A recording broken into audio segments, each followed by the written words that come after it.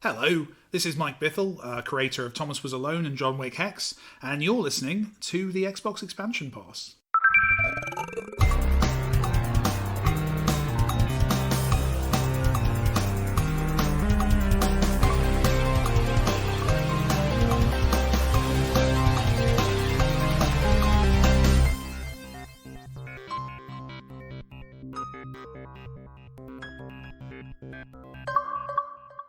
Welcome one, welcome all to episode 71 of the Xbox Expansion Pass, recorded on Sunday, February 21st, 2021. I am your host, Luke Lohr, the InsipidGhost. In this episode, we welcome Celia Shilling of Yacht Club Games on to discuss the history of the Shovel Knight creators and their ventures into publishing, including the recently released Cyber Shadow. The Backward Compatibility program is making headlines this week with its new frame rate boosts, and it was announced that there's a new Xbox wireless headset on the way. Add to that, some cult classics are getting new life in 2021, and we've got plenty to look forward to. Enjoy. Yet another week of gaming is upon us and behind us. Welcome to XEP, discussing all things in the Gamerverse as they pertain to the Xbox ecosystem. And as I am wont to do each and every week, I want to offer words of kindness to someone who has made my gaming week better. And this week, I extend words of kindness to Danny Pena of Gamertag Radio. Now, Danny and I have never met or even had a conversation, and yet each week my timeline is filled with him offering words of encouragement and offering incredible content to people in the video game space.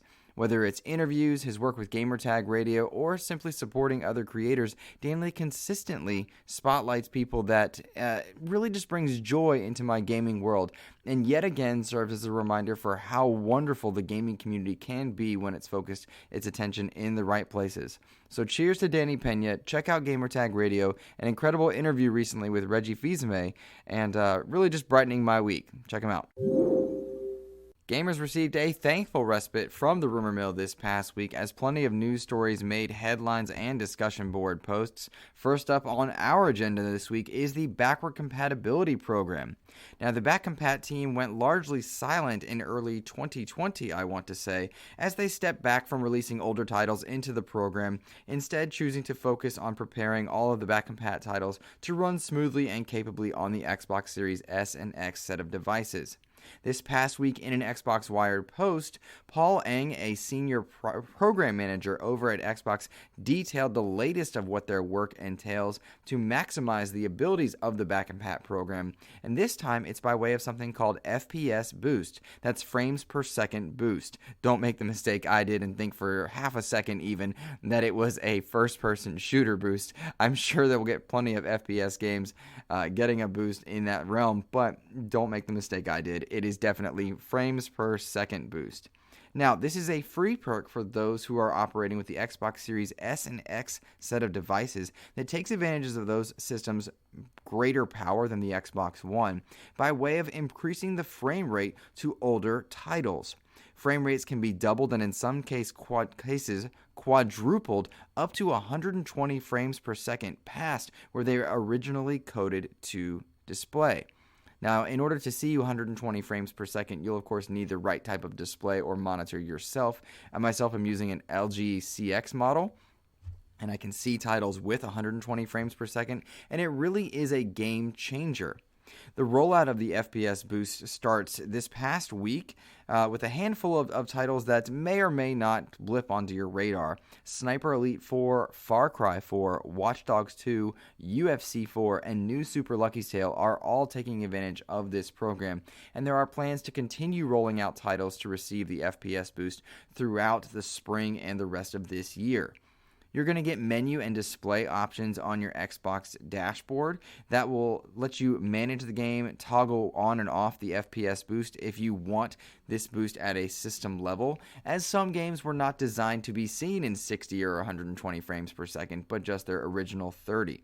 There's going to be an indicator informing you whether or not the game is going to be running FPS Boost, just as you would see with an Auto HDR icon or the optimized for Xbox Series S and X. And I'm told also that there is an icon coming to let you know which games are in your quick resume queue. And I really appreciate these little caveats that allow you to just manage and be knowledgeable about what it is your system is doing. As far as this frames per second boost that many of these older games are set to be getting, I'm very positive on it. I'm really thrilled to see that a lot of these things are going to be happening at a system level by way of machine learning. We've seen different older pieces of media and content, even the Rick Astley, never going to give you up thing got a 60 frames per second boost from something that was recorded so long ago, simply due to machine learning.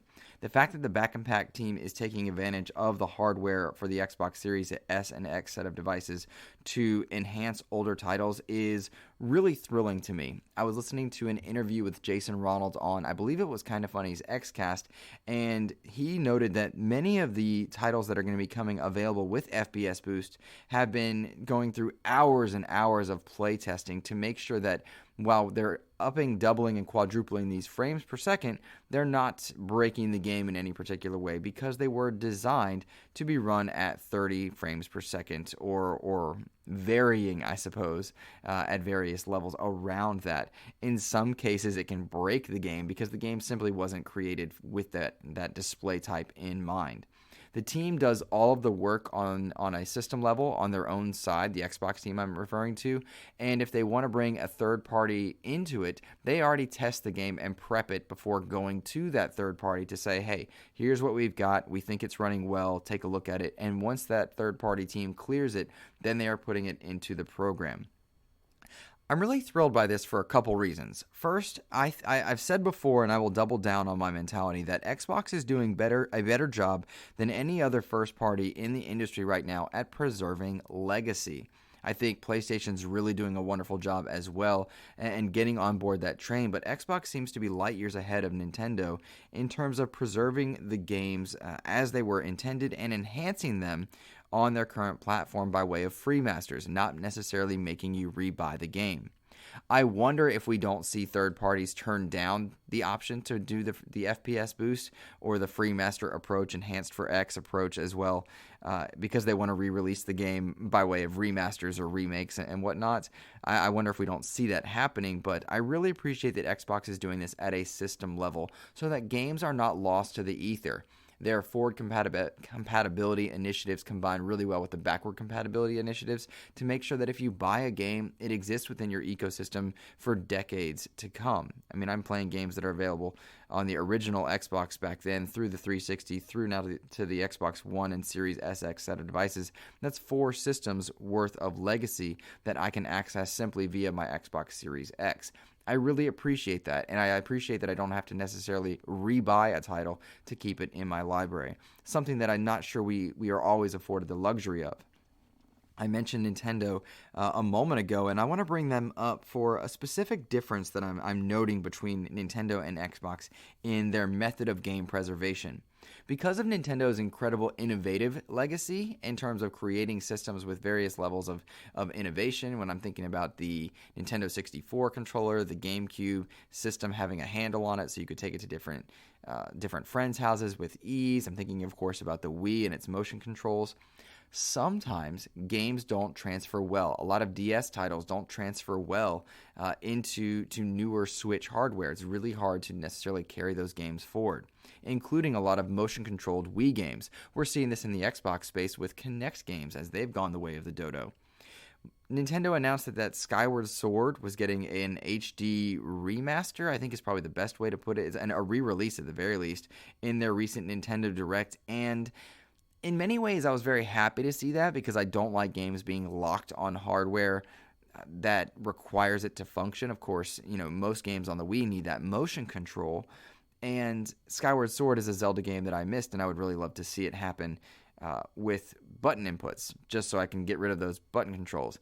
And even the re-release that Nintendo is going to be making has a lot of motion control elements in it, and it feels very forced, and I don't like that. And I think a lot about this game preservation, this legacy idea, and the control schemes that can be lost to the ether if they're not forward compatible. And I wonder if, and I've mentioned this before, but I wonder if maybe that's why we see the Xbox Series S and X controllers not necessarily doing a lot of new things versus the Xbox One and 360 generations. There's not a lot of change between those controllers.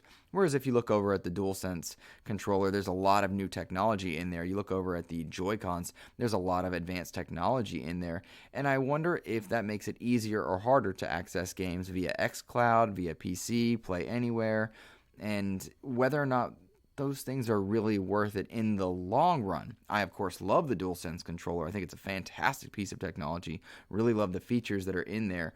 But it doesn't thrill me, I suppose. And if I'm playing a game on xCloud with the Razer Kishi on my phone, or if I'm just moving around accessing a tablet via any available controller, I won't get a lot of those features therein. I'm curious whether or not we see companies continue to have special hardware in order to play games or maximize their experience with games, or if we see kind of a reduction of those technologies because they are more complex. I bring all this conversation up because I really appreciate the way that Microsoft is letting gamers access older titles and boosting them on a system level so you get the best experience. However, you can revert back to the older experience if you like. These are important because I don't want to ever see games lost to a timeline where they can never be played again. It happens far too often with licensed games, and I don't want to see the technology of the systems involved lock people out as well. So in all, cheers to this idea of preserving legacy. Cheers to the idea of enhancing games that you may love. I know the initial slate may not thrill anybody right out the gate, but I can tell you I really enjoyed Sniper Elite 4. I love New Super Lucky's Tale as a platformer. Watch Dogs 2 and Far Cry 4 get a lot of renown. And if you're a UFC 4 fan, there's a lot to celebrate there as well. If you are playing these games and you see these initial FPS boosts on your display, make sure you've got the right kind of monitor or TV that can show you 120 frames per second. I think sometimes we think we're getting something great, but our TVs or monitors don't actually show us that. I was in shock when I booted up my LG OLED TV with Sea of Thieves. It just changed everything for how that game was displayed and how it looked. But if you have the ability to access these frame rate boosts and you're seeing it on your monitor, please write into the show. Let me know what you think. If it's noticeable, does it change things for you? I'm going to be diving in and tackling a few of these over the coming weeks just to see what it's like for myself. Let me know what you think. Tweet me at InsipidGhost or email me insipidghost@gmail.com. Let me know if this is doing anything for you in the game preservation side, or if you're just thrilled that the Back and Pat program is making headlines once again.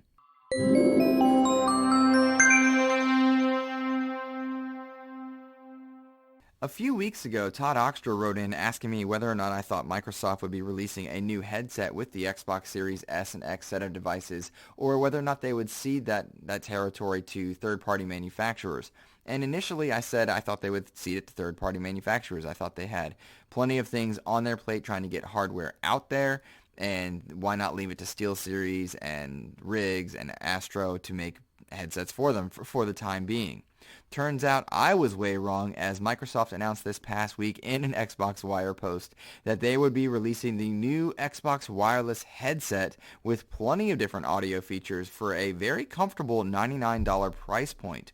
From what I'm hearing from those who are far more qualified to discuss audio is that it's an extremely valuable price for the headset and what it offers.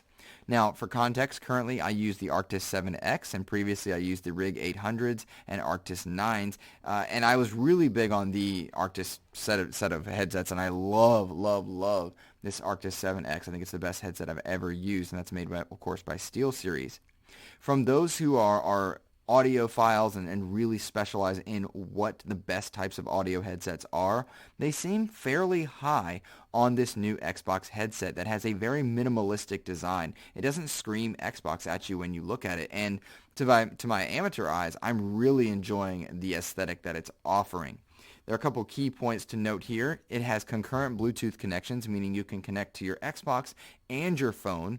And if you're wondering, well, I don't really want to take phone calls, keep in mind that many people use Discord for game chat instead of using the embedded system stuff. It works very well for crossplay and the like. So if you're accessing Discord from your phone, you can route that audio into your headset and make adjustments to balance that between the audio sound setups and really just enjoy using both at the same time concurrently. It does use Bluetooth connections there. There is no dongle necessary to connect to the Xbox, which I think is great. As I said, I'm using the Arctis 7Xs, and those require a dongle. I have found, due to the proprietary tech, that I actually tend to prefer headsets with a dongle, but that's such a small thing. I just plug it into the back, and it's behind my entertainment center, and I don't even notice it. But take that how you will. Of course, this is going to support different types of Xbox surround sound solutions like Dolby Atmos, DTS-X, and Windows Sonic. My ears don't really catch much of a difference between those things, but I know that many different audiophiles do. There'll be twin ear dials to control volume and voice game mixing. Of course, many high-end headsets have this. There's a lot of high-quality design with an interior. There's different types of rubberized accents, and those accents, I think, are what are causing some people to question whether or not it's going to be a comfortable headset to wear. I think Xbox has a very mixed set of success when it comes to headsets being comfortable. Again, I use the Rigs and the Arctis series, and both of those are incredibly comfortable headsets, so I'm not necessarily sure whether or not this one will rank in on mine, and I'm curious to see what people say about it. The battery life looks pretty good as well. 15 hours of wireless battery life seems dope. Fully charges in 3 hours, but you can get a quick play session charged in about 15 minutes to half an hour, so that's pretty cool as well. All in all, I'm very curious to see how this headset rolls out. I do not know if I'll be getting a review unit for this, but I am not going to purchase this one because I have two headsets that are very high quality at the moment. But I love the price point for it. As far as whether or not we have impressions for it, I know that Mr. Badbit from the Trophy Room and our good friend Charles, who I game with regularly, they're both getting this headset, and they're going to be able to write in and let me know their thoughts on it overall. But in large part, I'm really thrilled to see that Xbox is making hardware to complement the Xbox Series aesthetic. I think when we see minimalistic headsets and when you can have Xbox branded things, it's just nice for those that want to have technology synergy. I don't know what the right term is there, but I know when I had a Sony TV, I wanted to make sure that my PlayStation looked a lot like that TV. I wanted to make sure that, all of my technology was the same brand or the same color or something like that. I appreciate there's a value in that. But let me know if you are interested in this headset. I am very fascinated to hear what Badbit and Charles have to say for me. I'm curious to know if it's a worthwhile headset. And if I do get my hands on a review unit, I'll let you know my thoughts as well.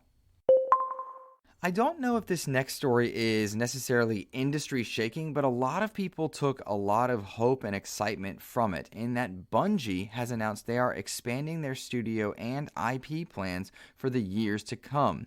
Now, of course, Bungie for Xbox fans is known for their Halo work, but also very much for their Destiny work, as they are full in on Destiny right now. And Destiny has a life of its own. I often chuckle whenever I see Destiny in my timeline because it's full of people complaining about Destiny and yet putting thousands of hours into it. And that's what you get when you have any ravenous community, and I love seeing how much the Bungie works with their community to try and perfect their game, and it's an ongoing process. Nonetheless, they do indeed have big plans for their future. The company reiterated that they would be launching a new IP by 2025. 4 years to go until we find out really what that is. And I like that timeline, by the way. I think that's great. Don't rush anything. You don't need to do anything. They've got money raking in. I'm all happy about that. And while they're working on this mysterious new IP, as well as Destiny, they're opening and expanding their studio sizes. We're seeing a physical expansion of their outfit in the Washington office of Bellevue, and they're opening a new publishing outfit in Amsterdam. But Bungie also teased news that they would be expanding the Destiny franchise beyond games. And I think that's dope. I am a big fan of exploring lore outside of just the gaming medium. When I'm playing Hitman, I'm watching the Hitman movies. When I'm playing Halo, I'm reading the Halo novels. Playing The Witcher, reading the Witcher novels, etc., etc., etc. I love when I can really consume a universe by way of more than one medium, and I think Destiny fans will probably be thrilled to see whether it's a comic book, a novel, a movie, a cartoon, short story, Netflix collaboration, whatever it is that they're doing to expand the IP of Destiny beyond just gaming. I think that's a really cool thing, and I know that Luke Smith over there is going to be doing a good job overseeing a lot of that. So let's just, any more bullet points from this? I'm reading through different things. Basically, they're hoping, the big takeaways here: expanding offices, investing money to get a new IP out there, and trying to expand beyond Destiny games within the Destiny universe. Yeah, I think we covered all that. That's a big deal. That's a real big deal. Bungie is doing a lot of special things, particularly as they've broken away from previously Microsoft and then Activision. Now they're doing their own thing, seemingly well on their feet into creating plenty of things. I also think this curtails any of the rumor mill that was circulating that Microsoft might repurchase Bungie. I don't think that's happening when you see news like this, and I am totally okay with it. They seem to want their autonomy and make great games. I'm all for it going forward.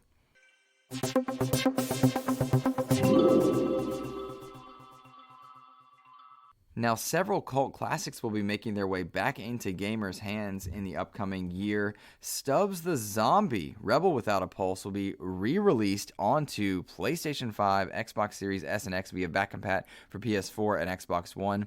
And, of course, it'll be available for the Nintendo Switch and PC beginning on March 16th. Now, if you're unfamiliar with Stubbs the Zombie, this is an Xbox title that is a cult classic among Xbox original fans. It was originally released in 2005, and it's a third-person game where you're moving around causing havoc as a zombie trying to eat human brains, and it was developed by a now-defunct studio called Wide Load Games. This is being published by Aspyr Media, who published recently the port of the Episode 1 Racer from the Star Wars series, and they're trying to do it in a modern control scheme with Stubbs the Zombie. I love this because it's an original cult classic for the Xbox that is now being re-released to more people on more platforms. I am very nervous about this, however, and the next game that we're going to talk about, based on my recent experience playing the Kingdoms of Amalur Re-Reckoning. And also the Destroy All Humans remake. I don't know.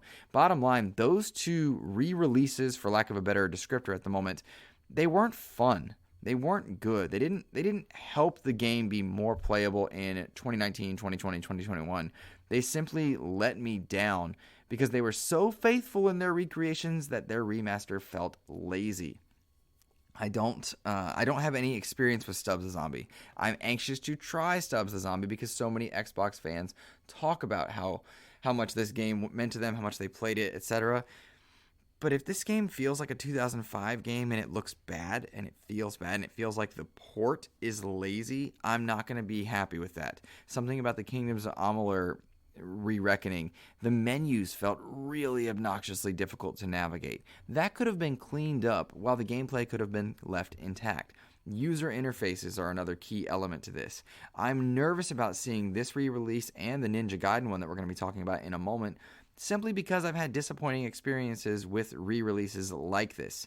It's only going to be $20, the Stubbs the Zombie game, so that's not a big wallet breaker, and that might be indicative of what type of quality you're going to see with it. I am curious about this one, but I am not thrilled by the news. I love Legacy. I love games being playable once again. I'm just nervous about how this re-release goes. We'll see. Maybe I'm overreacting. Maybe I'm not. You guys let me know, of course, in the comments or via Twitter, etc.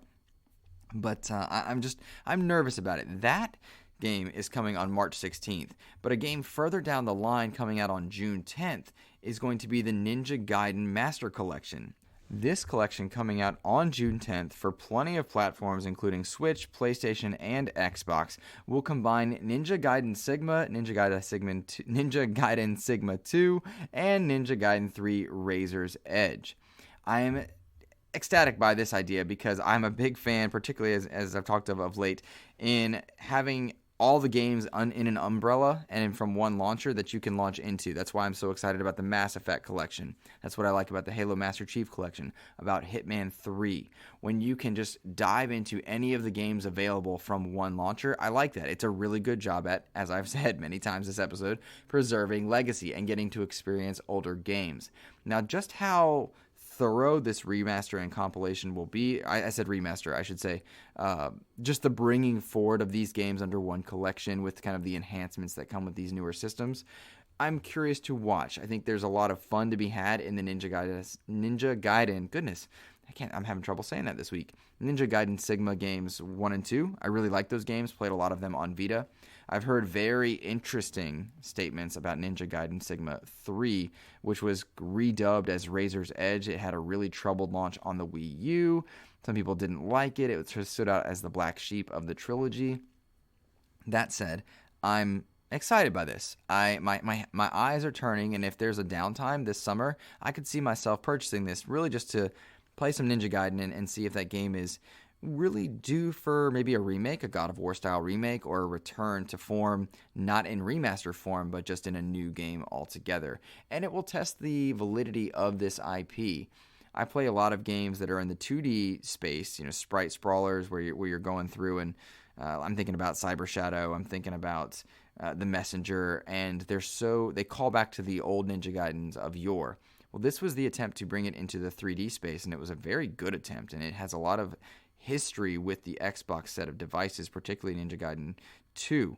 I'm curious to hear what people think of this. I'm curious to hear how they run, how good they look, how good they don't look. Again, and these remasters worry me when they feel lazy. I don't know if this one will be lazy. I just have a lot of questions, and I'm just so cautious now after having been burned by Destroy All Humans and Re-Reckoning. I don't know. I like the idea that they're coming back under one umbrella, though. So take that how you will. Hello, Two Forks Tower. This is Sissy Jones, voice of Delilah from Firewatch, and you are listening to the Xbox Expansion Pass. Also, you didn't really name the turtle Shelly, did you? Rather understated and underreported this past week was news that Sea of Thieves had conquered several milestones for their fanbase and their development teams.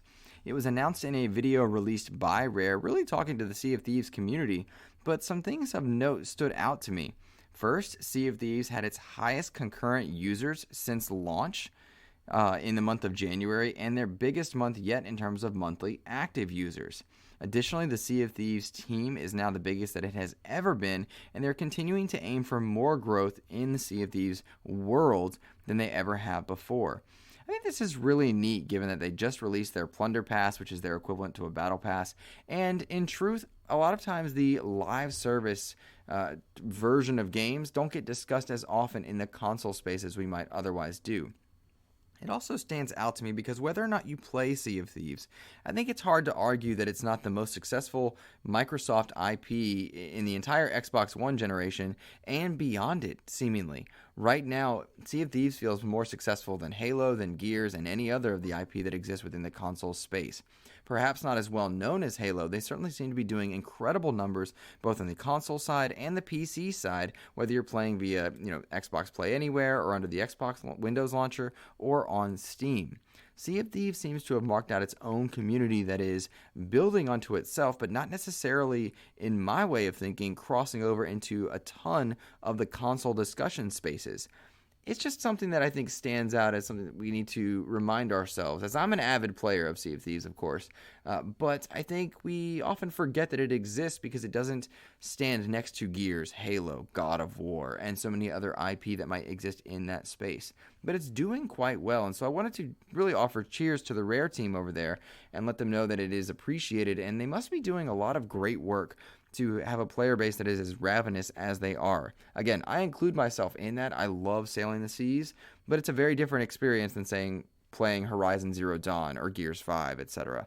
I'm just curious to see where Sea of Thieves goes and whether or not Microsoft tries to replicate that success with State of Decay, a game that really came into its own with State of Decay 2's Juggernaut Edition, but isn't at that same level of growth simply by way of being a very different type of game in terms of live service and providing for multiplayer experiences.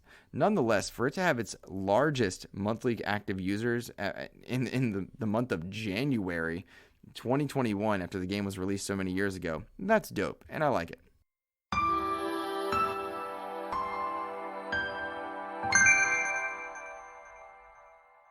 Before we get to listener mail, I think I'd be remiss not to mention this next point, as it really highlights Microsoft's ongoing efforts to honor accessibility as a standard in the medium of gaming. Of course, we know about the Xbox Accessibility Controller and a lot of the features that are available in titles like Gears of War 5 that offer accessibility features out the gate. We've seen that standard be parlayed into other companies, and you have to applaud a lot of what Microsoft and PlayStation are doing to bring people in. If you played the game Tilu 2 or The Last of Us 2, there's a number of accessibility features in those menus. Lots of Ubisoft titles now start off with menu narration and a color palette that allows gamers to get involved quickly, whether they are abled or disabled. There's a lot to celebrate in the world of accessibility for gaming. But that may get even better by way of a new program that's being rolled out in-house from Microsoft to help third parties test their titles against accessibility limitations for various players in a newly expanded set of Xbox accessibility guidelines. Now, this is a Microsoft Game Accessibility Testing Service, as it's called, and that's a mouthful to say, goodness gracious. But it's live now, and it's releasing on. It's available for anyone releasing a game on the Windows or Xbox platform. It's a paid service, it's not free, but essentially what Microsoft is doing is opening up their guidelines for internal testing and accessibility to third parties to take advantage of it, making sure that they're getting accurate and timely feedback while games are still within development. And as quickly as a week turnaround, companies can get feedback for what's accessible and not accessible about their game that's being developed so they can release it in the most accessible state possible.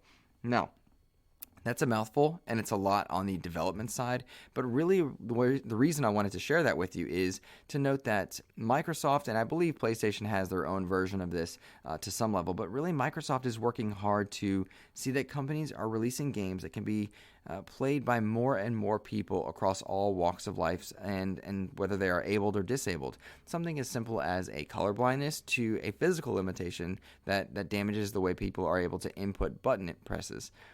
I like this because I think it's just an ongoing effort to make gaming better for everybody. And if developers are able to take advantage of it in the development stage and not post-release, there's a lot to be said for that. So cheers to that idea there. Moving now into listener mail for this week, Todd Oxtra and my good friend Charles Hafferkin wrote in questions that are rather related to one another. We start first with Todd Oxtra's question, and he said, I'd love to see the X-Men, TMNT, and Avengers arcade games come back and add online play.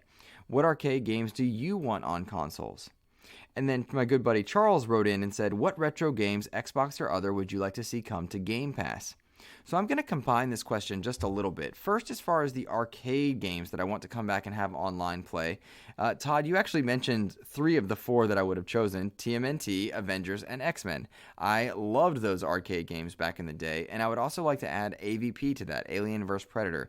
Those were incredibly cool arcade games that I just had an absolute blast with. And we saw a version of TMNT come back. We saw a version of X-Men come back with online play, but they haven't really made too many markers here in recent years. I want those games available regularly and often. I loved the Streets of Rage 4 game that came out for a good brawler and side-scroller beat-em-up. That was fun, but it was limited in how many people could play it and just how easy or difficult it was. I want those older games to come back. I loved the Avengers game, loved the X-Men game, loved the old TMNT game, which had its own version of a remaster on the Xbox 360, and it was fun, but it didn't have the same magic. So I would want those games to be re-released and re-spotlighted, as it were.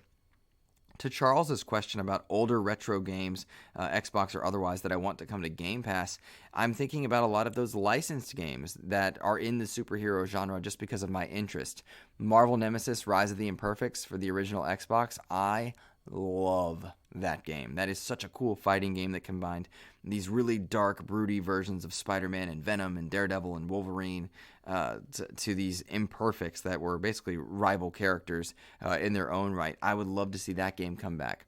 A lot of the licensed games like X-Men Origins Wolverine or the old Spider-Man stuff, I want to come back as well. I often mention games that are lost to licensing agreements like Star Trek Legacy or the Captain America game on 360. I don't want those games to go the way of the dodo simply due to licensing. So I want those games to come back and be available in Game Pass for any other user to have a go with as well. Good questions, Todd and Charles. Thank you guys for writing in. The next question comes from Mr. Famous Seamus himself, an incredible individual who writes in each and every week. Famous Seamus says, what Xbox series would you like to see get a Dynasty Warriors style game, something like Hyrule Warriors or Persona 5 Strikers? This is this is an unfair question because there's not a lot of IP, I think, within Microsoft's stable at the moment that would benefit from that. My first gut instinct is Halo, because it would make sense that a Spartan could be going out doing some things Dynasty Warriors style, and that's not an original idea. I'm sure I didn't come up with that. If you allow Bethesda games to be included in that, I would love to see Doom and have the Doom Slayer be taking on hordes and hordes and hordes of different types of demons. I think that would be a dope version of that.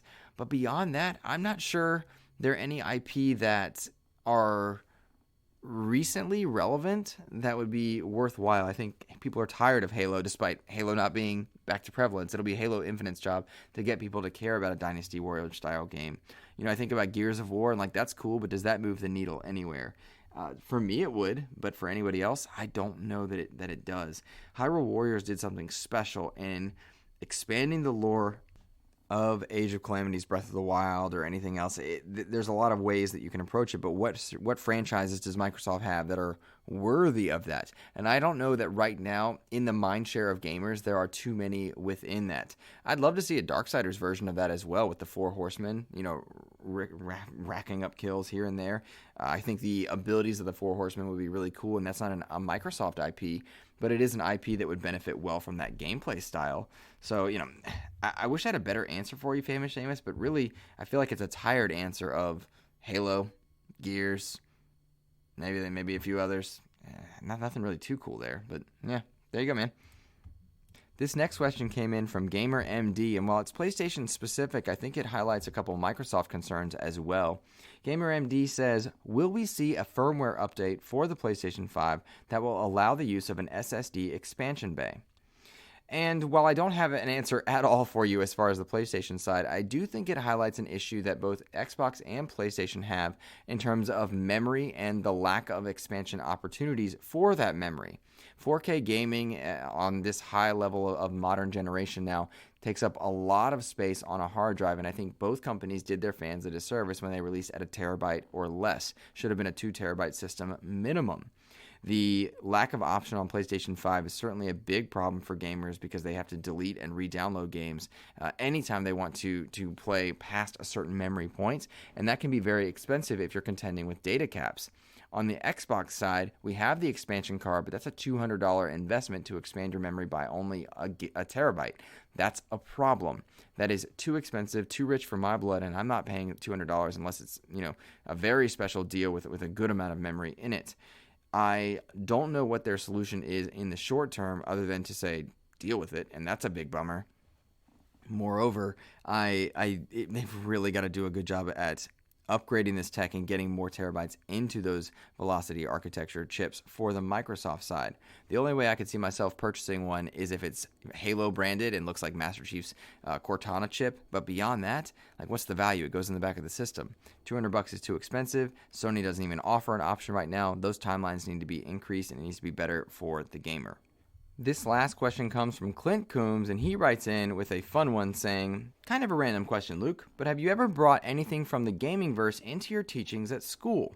For those who don't know, I do teach middle school on the side. And the answer, Clint, is absolutely yes. I've used it many times, crossing over my interest of gaming into the lessons and education stuff for my middle schoolers. Sometimes it's by way of studying, mood and tone. I've used Ori and the Blind Forest and Ori and the Will of the Wisp to teach nonverbal storytelling and just what a color palette, a description of a color palette, the ominous sounds can be used in order to display the emotions of characters involved and how relevant that is to writing for characters, setting up the mood for a reader to understand what a character is going through, because the entirety of Ori's gameplay sessions are nonverbal. You're playing through and you're experiencing and learning things for the majority of the game where no words are actually being said to you, or very few words. There's a great bit of nonverbal storytelling in that.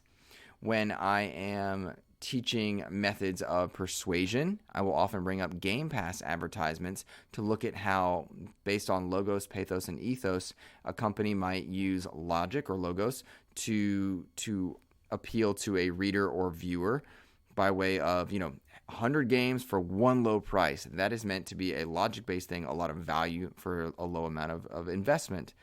maybe pathos-based, where you have a celebrity or somebody try to persuade you into being excited for something on an emotional level. There's another aspect of a celebrity by way of something called ethos, where that credibility of a character, of a celebrity, is meant to draw you in and sell you a product as well. Similarly, I also use Titanfall. I've used Titanfall and advertisements at various points to showcase a bond between characters in a very short time, to showcase how you can have a character that is non-human be helpful and emotional in a robotic sense. And I do this with non-gaming stuff too. Like we do this with movies and characters and TV shows all the time. You have to make it relatable. But yeah, man, I all the time use my gaming verse things to teach different types of lessons throughout the year. Well, that is going to do it for my portion of the show. I send you off this week with an interview with Celia Shilling from Yacht Club Games. Now, Celia joined me a few weeks ago, and I've been sitting on this interview for just a bit to give a little bit of time for Cyber Shadow to be out and experienced by players. Of course, Cyber Shadow is available in Game Pass, and Celia came in to talk to me about all the things that Yacht Club has worked on via Shovel Knight and the various games that have come out under that umbrella, and also what they're trying to do as far as publishing new games in that retro aesthetic. Celia was a wonderful guest. I hope you guys enjoy the interview. Please tweet at Yacht Club and let them know you appreciate Celia's time, and if you enjoyed the interview at all. That's it for me, guys. Don't forget to rate the show over on iTunes, follow it over on YouTube, and have a wonderful rest of your week. Take care.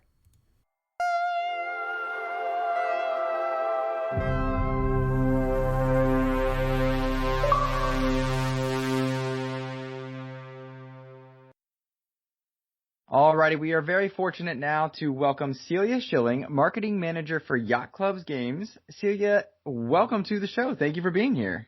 Thank you for having me. I am ecstatic to talk to you. Of course, Yacht Club has quite the legacy in the world of modern retro games and whatnot. But let's start first with your role at Yacht Club. Marketing Manager, what is it you do and how did you end up there? Okay, so what I do for my job, I handle a lot of marketing, PR, and licensing. So for this, any advertisements you saw about Cyber Shadow, I had a hand in it. If you watched the really cool Indie World Direct, I worked with Nintendo to have Cyber Shadow be there. If you see the Xbox Wire article, we worked with Xbox's marketing team to get that up. So a lot of promotional materials, and if you ever tweeted us, I'm the one responding.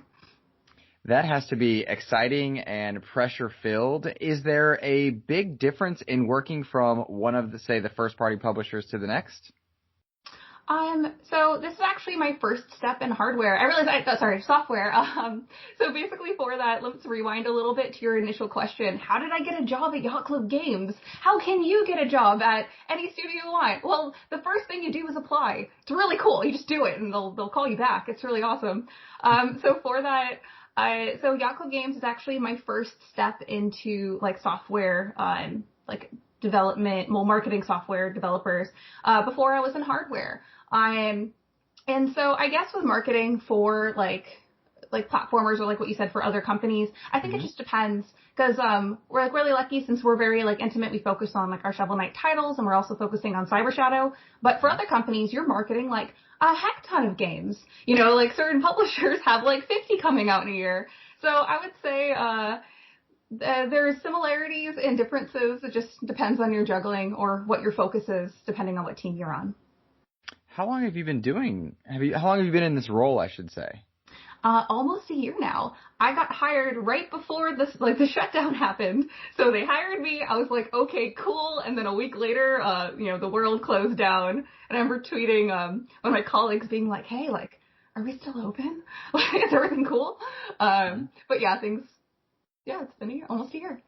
So that's a bit of a baptism by fire to learn and watch marketing and PR change since the pandemic, since shelter in place. Of course, you have all types of trade shows that close down. You can't show off the game. I first played Cyber Shadow at E3 2019, of all places, and you weren't able to spotlight that. How did your role or your peers' roles change in this shelter in place process?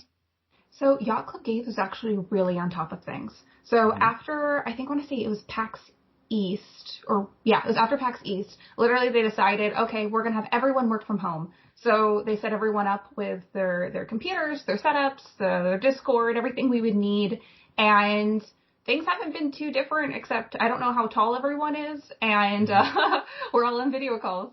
So it's been a pretty smooth process. Of course, we have difficulties, obviously, because it's been hard for everyone. But we've been doing our best to make it work.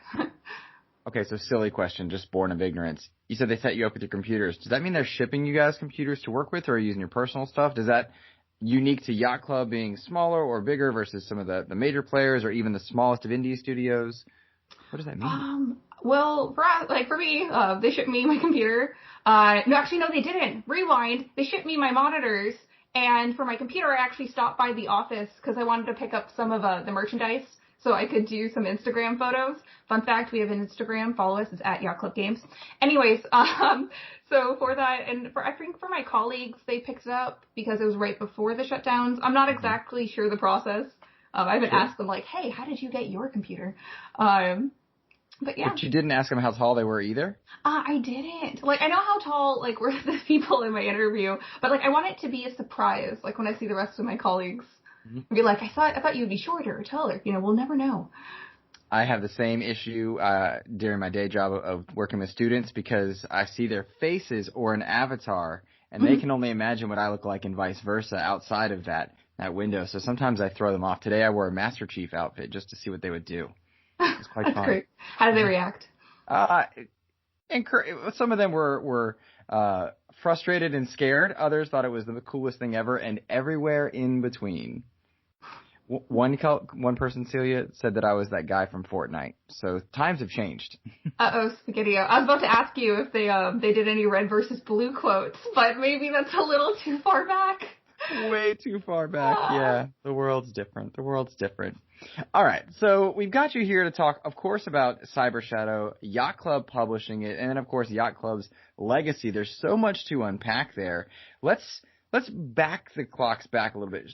Yacht Club, masters of their domain when it comes to modern retro platformers, which is quite the strange title. Shovel Knight.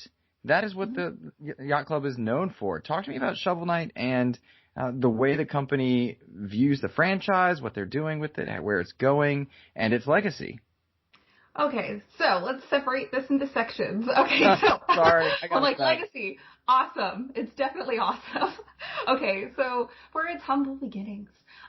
So this is my retelling of their story. Obviously, my colleagues who were there personally lived through it. It's going to be way more detailed, but in short. So a bunch of my colleagues, like Sean and Waz and David and a few others, they all worked together at a company called Way Forward. And they had a lot of fun working together. And the thing is, though, is that with Way Forward, basically what happened was that they worked closely together, on a team project. Because there's very different avenues of, every different game that they're putting out. And they really bonded. They became great friends. And the thing is, though, is that after a project ends, the team, disperses, and then they pick people for different projects depending on what their specialty is. But the thing is, though, is that they really enjoyed working together. They loved it. They became so close.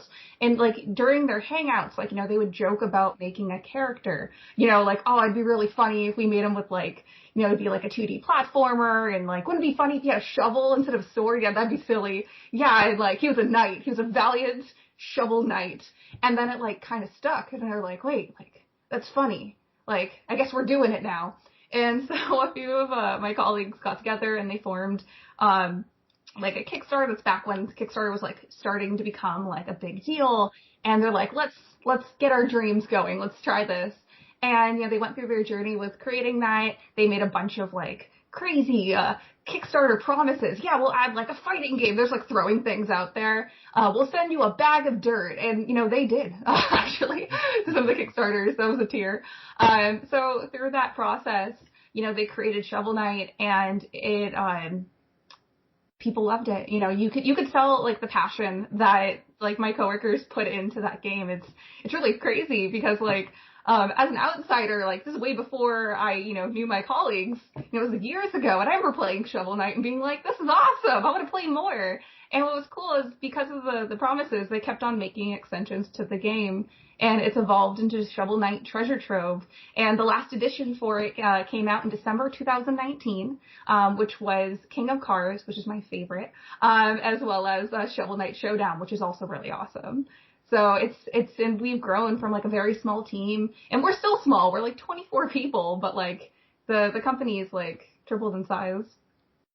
All right, so I want to interrupt briefly to note for listeners that Shovel Knight Treasure Trove, which is available seemingly on every platform under the sun, it includes Shovel of Hope, which is the original Shovel Knight, Plague of Shadows, which was a 2014 game, Spectre of Torment 2017, King of Cards, and Showdown from 2019. That is a lot of content under one umbrella, and I will tell you right now, Ms. Shilling, that I am one of the many people that have tweeted Yacht Club, probably to you, and said, hey, separate these so I can give you more money. Why in the world was that included all under one package? It's like the most valuable thing ever, second to Game Pass, maybe. Okay, so something interesting is that you can buy them standalone. So you can buy King of Cards, Spectre of Torment, Shovel Knight Showdown, Shovel of Hope. You can buy all of them separately as well, depending on the platform. So like I know for Steam, Humble, GOG, Nintendo Switch. Like most of the platforms. I'm like listing them off. It's gonna be a billion. I started on my Vita with Shovel Knight. I'm sorry, I cut you off. I said I started on Vita with my Shovel Knight, so I'm with you. That's awesome. Yeah, so they are standalone as well, but to the people that initially bought the game like way back when, they did get free downloads as the Kickstarter promise. Mm-hmm. Which is just brilliant, and I would have to think that longtime fans are greatly appreciative. Did you notice a different type of reception from fans as each game came out? Because they are quite different from one another. There are different receptions. You know, there's always going to be like, it's kind of funny because like certain fans are like obsessed with different, campaigns. So some of them are like, King of Cards is the best. And then some people be like, I can't stand Joustus, but Shovel of Hope's the number one, ultimate version of Shovel Knight. So it honestly, like, response-wise, it draws in fans from different platforming, I guess, genres that people enjoy. So it's actually really interesting to watch. Because it's funny, though, because Plague of Shadows used to be my favorite. And then I finally played King of Cards, and, like, I'm sorry, Plague Knight, King Knight's number one now. So it's interesting. I'm a Spectre of Torment guy myself. I loved playing that campaign. We had a lot of listener questions, and one of them came back to the inspiration for Shovel Knight and whether or not it related to ghouls and goblins. Now, you sort of touched on that. Do you know if there are any specific retro games that the team was into when they first were kind of coming up with Shovel Knight specifically? Okay, so I know, like, a huge part of the team. So I don't know the specifics, so don't quote me on, like, it was exactly this game.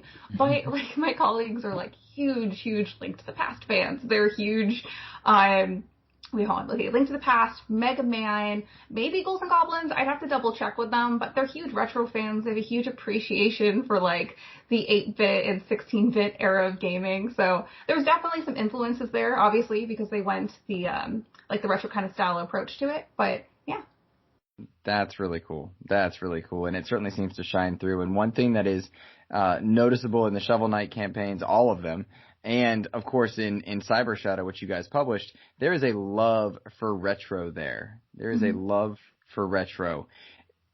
Let's transition to Cyber Shadow. Yacht Club not developing it, Mecha Skull working on it, and pretty much solo from what I understand. Please correct me as I go. And you guys are publishing it. How did this relationship come about? Okay, well, that's actually a funny story. So, Arne, he is Mecha Skull, aka the one-man studio of Mechanical Head Games. So he was posting some early screenshots of Cyber Shadow, and he was like really stoked about it. And one of our colleagues, David, saw him on Twitter. He was just browsing around looking at cool stuff, and he saw it, and he's like, wow, that's awesome. And he showed it to the team, and we were like, wow, that's really awesome. So we contacted him. We're like, hey, we're interested in maybe helping out, maybe publishing with you. Like, would you be interested? And Arne said no. And we're like, oh, okay. Well, let us know if you change your mind. But like, we do have like a wealth of knowledge we could provide with you and also help get that game out there.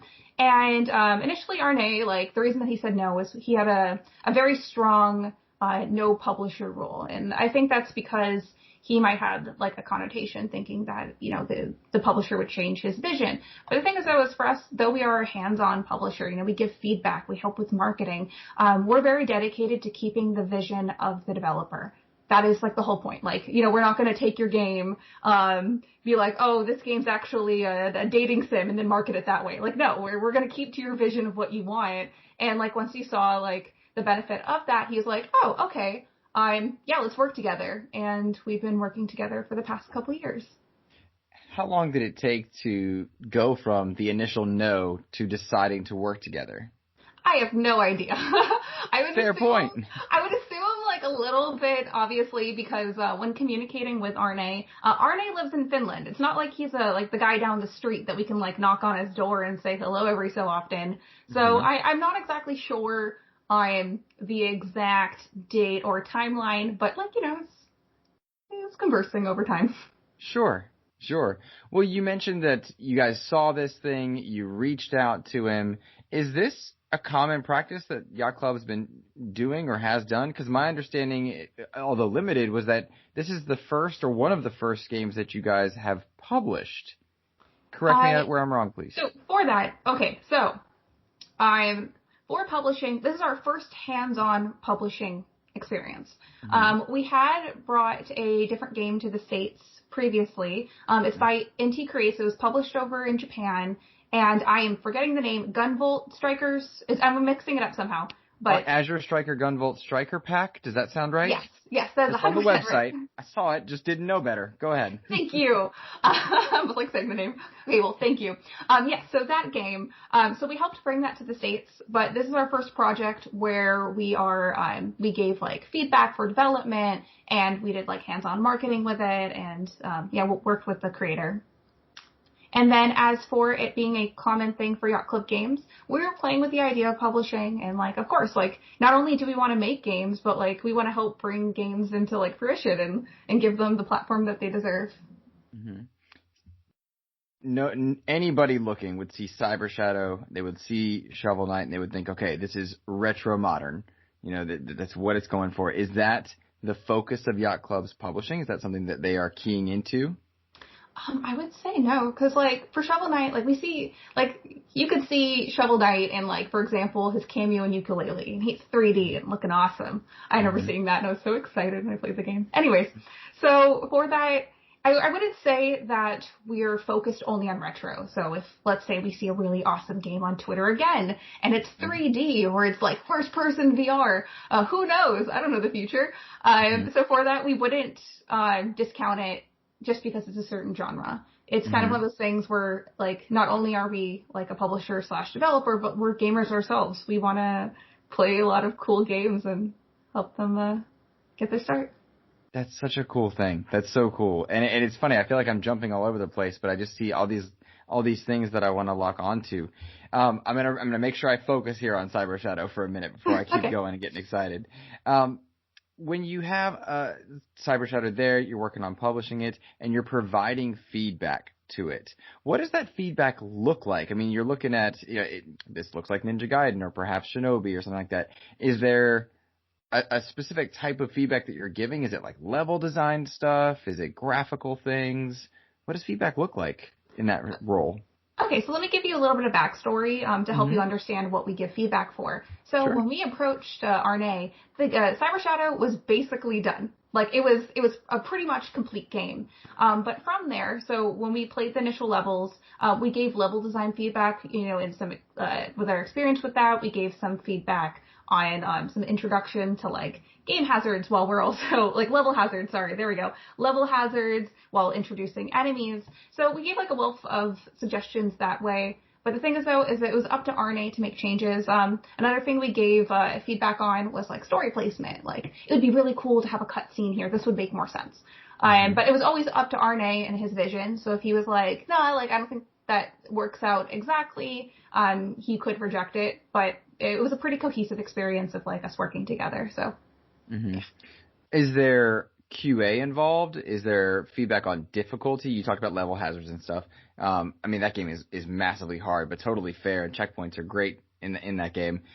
Is there feedback in that, or is that still RNA initially bringing it to you guys? So yeah, there's QA. We have a QA team. My colleague Adam, who's head of QA at Yacht Club Games, he's really awesome. Oh my gosh, he's such a pro at the game.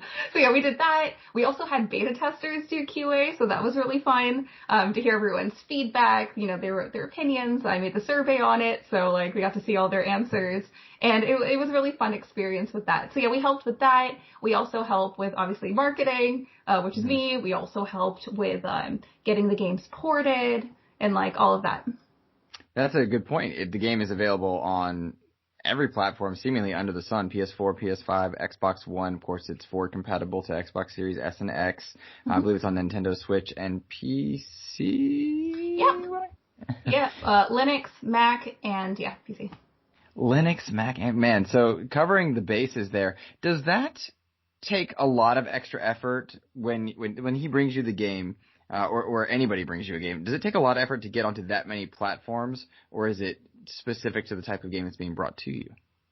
So for that, I don't have a lot of experience with porting. I know my colleagues worked very hard because I was staying up late for like writing up marketing jargon and like making graphics, and like I'd see my other colleague and they'd be awake and I'm like, why are you awake? And they're like, why are you awake? And I'm like, shh, see you later.